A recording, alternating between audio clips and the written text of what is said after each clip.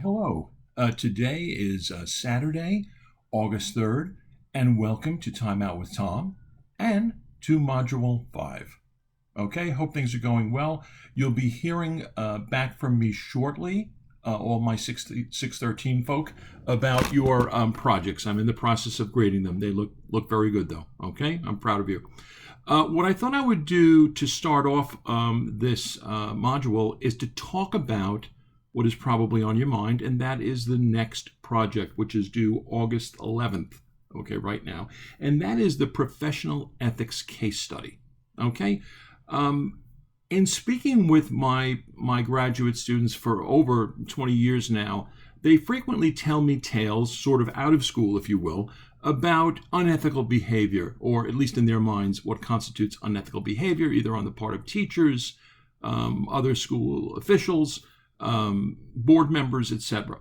So I thought what we would do here is give you an opportunity to really draw on your own experience and present a case study in professional ethics. More specifically, what I would like you to do is to present such a case study that is either based upon your own personal experience or perhaps something that may have been in the news at some time. I only ask that unless it's a matter of public record, like something that has been in the news, that you not use people's names, all right? That's really very important. We have to maintain confidentiality in this world, okay? All right. So what does that mean, all right? So I want you to take an example of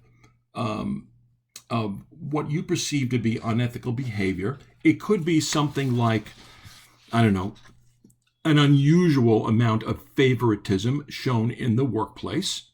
All right, please don't send me something and say that, my principal, let somebody else go to a conference and let me go, and therefore that's unethical behavior. Okay, that's stretching it a bit. All right, I'm looking for things that are really, significant. All right, so it could be discrimination in hiring.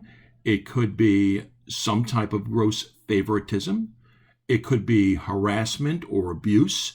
And here again, I'm talking about an action that was either directed towards a teacher, a child, okay?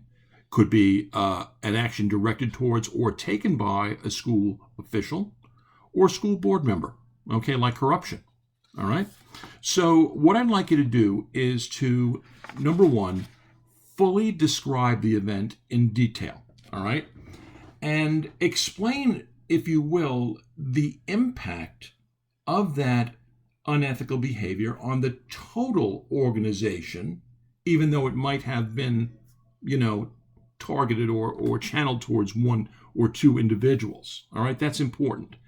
I then want you to discuss either the legal or philosophical basis for your claim that certain behaviors were unethical. In other words, the behavior that you're talking about might be against the law.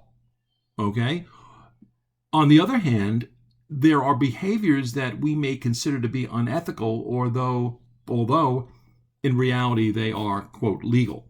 All right? I think you know what I mean by that. If you have any questions, please email me with your ideas and I will get right back to you. All right?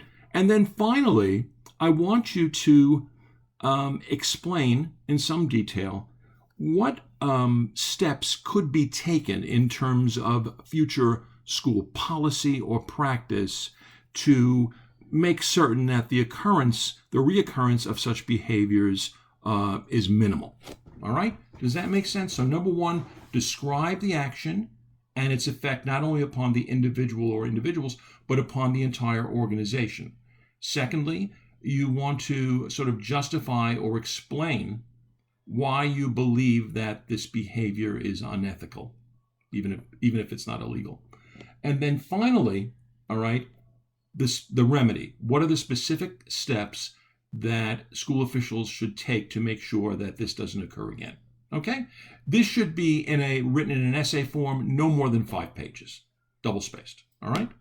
Have a great week, and thank you.